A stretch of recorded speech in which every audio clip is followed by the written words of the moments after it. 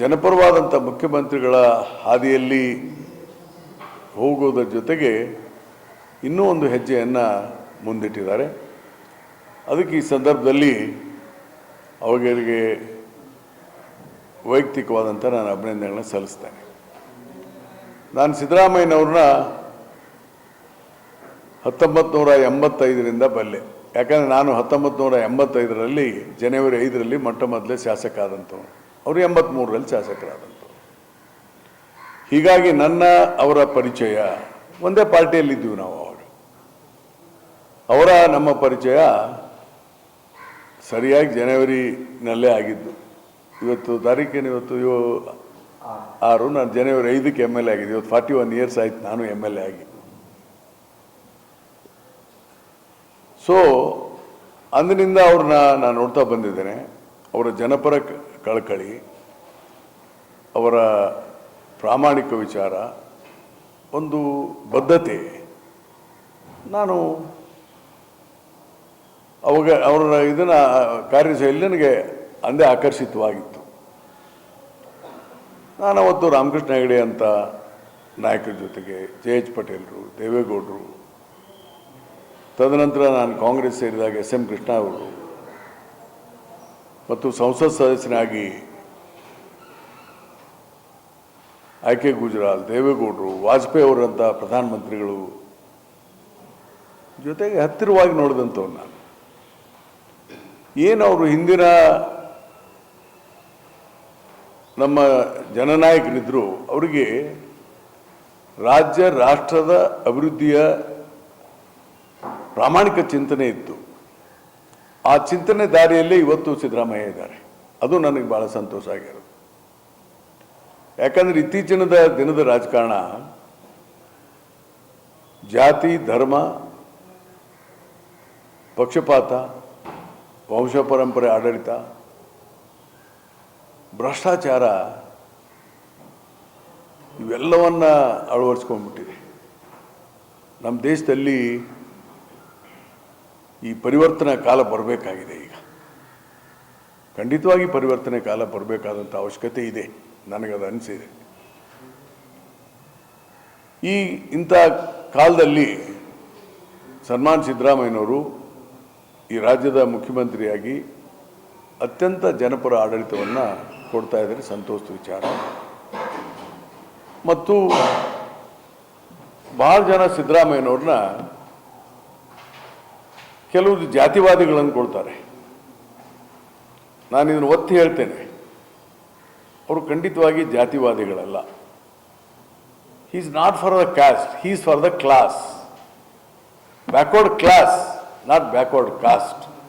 ಅಂದರೆ ವರ್ಗರಹಿತವಾದಂಥ ಸಮಾಜ ಮತ್ತು ಸಮಾನತೆಯನ್ನು ತರಬೇಕಂತ ಹೋರಾಟ, ಆ ಚಿಂತನೆ ಸಿದ್ದರಾಮಯ್ಯನವ್ರ ಹತ್ರ ಇದೆ. ಅದಕ್ಕಾಗಿಯೇ ಅವರು ಬಸವ ತತ್ವದ ಅನುಯಾಯಿ ಅಂತ ಹೇಳ್ತಾರೆ. ಯಾರು? ಸಿದ್ದರಾಮಯ್ಯ. ನಾನು ಬಸವನ ಅನುಯಾಯಿ. ಅಂದರೆ 12ನೇ ಶತಮಾನದಲ್ಲಿ ಶರಣರು, ಬಸವೇಶ್ವರರು ಏನು ಸರ್ವರಿಗೆ ಸಮಪಾಲು ಸಮಬಾಳು ಸಿಗಬೇಕಂತ ಹೇಳಿ ಇವತ್ತು ಜಾತ್ಯತೀತವಾದಂಥ ಸಮಾಜವನ್ನು ನಿರ್ಮಾಣ ಮಾಡಬೇಕಂತಿದ್ರು. ಆ ಚಿಂತನೆಯಲ್ಲೇ ಅವರು ಅದನ್ನು ಹೇಳಿದ್ರಿಂದ ಅಲ್ಲೇ ಸ್ಪಷ್ಟವಾಗಿ ಅವರಿಗೆ ಜಾತ್ಯತೀತ ಮನೋಭಾವನೆ ತೋರಿಸ್ತದೆ ಅಂತ ನಾನು ಅಂದ್ಕೊಂಡಿದ್ದೀನಿ. ಹೀಗಾಗಿ ಸಿದ್ದರಾಮಯ್ಯನವರ ಕಳಕಳಿ ಜನಪರವಾಗಿ ಇವತ್ತೇನು ಗ್ಯಾರಂಟಿ ಸ್ಕೀಮ್ಗಳು ಕೊಟ್ಟಿದ್ದೇವೆ ನಮ್ಮ ಕಾಂಗ್ರೆಸ್ ಸರ್ಕಾರ, ಕಾಂಗ್ರೆಸ್ ಪಕ್ಷ ಇದನ್ನು ತೀರ್ಮಾನ ಮಾಡಿತು. ಇವತ್ತು ನನ್ನ 2.5 ವರ್ಷ, 3ನೇ ವರ್ಷದಲ್ಲಿ ಈಗ ನಾವು ಇದನ್ನು ಅಳವಡಿಸಿಕೊಂಡಿದ್ದೇವೆ. ಹಣ ಕೊಟ್ಟಿದ್ದೇವೆ, ಹಣದ ಕೊರತೆ ಇಲ್ಲ. ಆರ್ಥಿಕ ಶಿಸ್ತಿನಿಂದ ಒಳ್ಳೆಯ ಆಡಳಿತವನ್ನು ಕೊಟ್ಟಿದ್ದಾರೆ. ಆದರೆ ಇದು ಸಾಲದು, ಇನ್ನೂ ಪರಿಣಾಮಕಾರಿಯಾಗಿ ಜನಪರವಾದ ಆಡಳಿತ ಆಗಬೇಕು. ಅದಕ್ಕೀಗ ಅವಕಾಶ ಇದೆ ಸಿದ್ದರಾಮಯ್ಯನವರು. ಇನ್ನೂ 2.5 ವರ್ಷಗಳ ಕಾಲ ಅವರು ಮುಖ್ಯಮಂತ್ರಿಯಾಗಿ ಸೇವೆ ಸಲ್ಲುವಂಥ ಅವಕಾಶ ಅವ್ರ ಮುಂದಿದೆ. ಅದಕ್ಕೆ ಈ ಸಂದರ್ಭದಲ್ಲಿ ಅತ್ಯಂತ ಪರಿಣಾಮಕಾರಿಯಾದಂಥ, ಜನಪರವಾದಂಥ, ಪಾರದರ್ಶಕವಾದಂಥ ಮತ್ತು ಪ್ರಾಮಾಣಿಕ ಚಿಂತನೆಯ ಆಡಳಿತವನ್ನು ಸಿದ್ದರಾಮಯ್ಯನವರು ಮುಂದಿನ ಜನಾಂಗಕ್ಕೆ ಕೊಟ್ಟು ಹೋಗ್ತಾರೆ ಅಂತ ವಿಶ್ವಾಸ ನನಗಿದೆ. ಅವ್ರಿಗೆ ಶುಭವಾಗಲಿ ಅಂತ ನಾನು ಹಾರೈಸ್ತೇನೆ. ಸರ್, ಬಹಳ ವಿಶ್ವಾಸದಲ್ಲಿ ನೀವು ಮಾತಾಡ್ತಿದ್ದೀರಿ. ಇನ್ನು 2.5 ವರ್ಷ ಕಾಲ ಈಗ ನಡೀತಾ ಇರುವಂತ ಬೆಳವಣಿಗೆ ಎಷ್ಟು ಸಾಧ್ಯತೆ ಇದೆ ಸರ್? ನಿಮ್ಮ ಪ್ರಶ್ನೆಗೆ ಪದೇ ಪದೇ ಉತ್ತರ ಹೇಳುವಂಥ ಅವಶ್ಯಕತೆ ನನಗೆ ಕಾಣ್ತಾ ಇಲ್ಲ. ಇದು ಮಾಧ್ಯಮಗಳಲ್ಲಿ ಯಾವ್ಯಾವುದೋ ಕಾರಣಕ್ಕೆ ಯಾರೋ ಸೃಷ್ಟಿ ಮಾಡಿರ್ತಾರೆ. ನಾನೀಗ ಅದರ ಡಿಟೇಲ್ಗೆ ಹೋಗೋದಿಲ್ಲ. ಆಗಿರ್ಬೋದು, ಈಗ ನನಗೂ ಮುಖ್ಯಮಂತ್ರಿ ಆಗಬಾರ್ದು ಅಂತ ನನಗಿದೆಯಾ? ನಾನು I am also senior legislature. ಎಲ್ಲರಿಗೂ ಇರುತ್ತೆ, ಯಾರಿಗೆ ಆಸೆ ಇರಲ್ಲ, ಪ್ರಧಾನಮಂತ್ರಿ ಆಗಬೇಕಂತ ಆಸೆ ಇರ್ತದೆ. ಅದಿರಲಿ, ಅದೇನೇ ಇರಲಿ, ತಪ್ಪೇನಲ್ಲ ಆಗೋದ್ರ ಬಗ್ಗೆ. ಆದರೆ ನಾನು ಹೇಳ್ತಾ ಇರೋದು ವಾಸ್ತವಿಕವಾಗಿ ಈ ನಮ್ಮ ಮುಂದಿರೋಂಥ ಪ್ರಶ್ನೆ ಪದೇ ಪದೇ ಯಾಕೆ ಹೇಳ್ತೀರಿ? ಈಗಾಗಲೇ ಪಕ್ಷದ ಅಧ್ಯಕ್ಷರು ಹೇಳಿಬಿಟ್ಟಿದ್ದಾರೆ, ಅದು ನಮ್ಮ ಸೃಷ್ಟಿ ಅಲ್ಲಪ್ಪ, ಹೈಕಮಾಂಡ್ದು, ನಿಮ್ಮ ಸೃಷ್ಟಿ ನೀವೇ ಅಲ್ಲಿ ಮಾಡ್ಕೊಳ್ಳಿ ಕರ್ನಾಟಕದಲ್ಲಿ ಅಂತ ಹೇಳಿದ್ದಾರೆ. ಅದರ ಅರ್ಥ ಏನು? ಮತ್ತು ಒಬ್ಬ ಮುಖ್ಯಮಂತ್ರಿನ ಬದಲಾವಣೆ ಮಾಡಬೇಕಾದ್ರೆ ಶಾಸಕರ ಸಭೆ ಕರಿಬೇಕಾಗುತ್ತೆ, ಶಾಸಕಾಂಗ ಪಕ್ಷದ ನಾಯಕನ ಆರಿಸಬೇಕಾಗ್ತದೆ. ಇದು ಯಾವುದೋ ಪ್ರೊಸೀಜರ್ ಇಲ್ಲದೆ ನೀವು ಅವಾಗ ಓದ್ ತಗೊಬಿಡ್ತಾರೆ, ಇವಾಗ ಓದ್ ತಗೊಳ್ತಾರೆ, ಅದು ಮನೋರಂಜನೆಗಾಗಿ ಹೇಳ್ತಾ ಇರೋದು ಅಷ್ಟೇ. ಸರ್, ಹೈಕಮಾಂಡ್ ಸುಪ್ರೀಂ ಕರೆಕ್ಟರ್, ಸಿಎಂಗೂ ಒಂದು ಅಧಿಕಾರ ಇದೆ ಕರೆಕ್ಟರ್, ಕೆಪಿಸಿಸಿ ಅಧ್ಯಕ್ಷರಿಗೂ ಒಂದು ಅಧಿಕಾರ ಇದೆ ಕರೆಕ್ಟರ್. ಈ 3 ಜನರ ಅಧಿಕಾರವನ್ನು ಮೀರಿ ಯಾರೋ ಒಬ್ಬರು ಶಾಸಕರು 6ನೇ ತಾರೀಕು ಡಿಕೆಸಿ ಇಲ್ಲಿ ಏನ್ ಮನೋರಂಜನೆಗಾಗಿ ಹೇಳ್ತಾರೆ ತಮ್ಮ ಇಚ್ಛೆ ಅಂತ ಹೇಳಿದ್ನಲ್ಲ. ಹ್ಯಾಪಿನೆಸ್, ಮನೋರಂಜನೆ ಅಂದ್ರೆ ತಪ್ಪರ್ಥ ಕಲ್ಪಿಸಬೇಡ್ರಿ. ಈಗ ನನಗೊಂದು ಖುಷಿ ಕೊಡ್ತದಪ್ಪ ಮಾತು ಹೇಳಿದ್ರೆ, ಅವ್ರು ಖುಷಿಗಾಗಿ ಹೇಳ್ತಾರೆ, ತಪ್ಪೇನಿದೆ ಅವರು ಹೇಳಿದ್ರೆ? ನಾನೇನು ಹೇಳಿಲ್ವಲ್ಲ. ನೀವು ಇದನ್ನ ಮಾಡ್ತಾರೆ, ಪ್ರಕಟಣೆ ಮಾಡ್ತಾರೆ ಅಲ್ರಿ. ಈಗ ಮಾಧ್ಯಮ ನೋಡಿ, ಮಾಧ್ಯಮಗಳು ನೀವು ಪ್ರಕಟಣೆ ಮಾಡ್ತಿರಲ್ಲ, ಮತ್ತೆ ನಿಮ್ಮ ಮೇಲೆ ಹಾಕ್ಬೇಕಲ್ಲ. ನಾವು ಯಾರ ಮೇಲೆ ಹಾಕ್ಬೇಕು? ನಮ್ಮ ಕೋಪನ ನಿಮ್ಮ ಮೇಲೆ ಹಾಕ್ಬೇಕು, ಹಾಕ್ಬಿಡೋದು. ಯಾಕೆ ಇವತ್ತಿನ ಸಂದರ್ಭದಲ್ಲಿ ವ್ಯಕ್ತಿಗತವಾದ ಅಲ್ಲಲ್ಲ, ನಾನು ಹೇಳ್ತೇನೆ, ಇವತ್ತಿನ ಸಂದರ್ಭದಲ್ಲಿ ವ್ಯಕ್ತಿಗತವಾದಂಥ ರಾಜಕೀಯ ಪ್ರಶ್ನೆಗಳು ಬೇಡ. ನಮ್ಮ ಮುಂದಿರೋ ಪ್ರಶ್ನೆ ಜನರ ಪ್ರಶ್ನೆ, ಜನರಿಗೆ ಆಡಳಿತ ಕೊಡಬೇಕು ನಾವು. ಇಲ್ಲಿ ಮುಖ್ಯಮಂತ್ರಿ ಪ್ರಶ್ನೆ ಅಲ್ಲ, ಇಡೀ ವ್ಯಕ್ತಿಗತವಾದಂಥ ಪ್ರಶ್ನೆ ಅಲ್ಲ.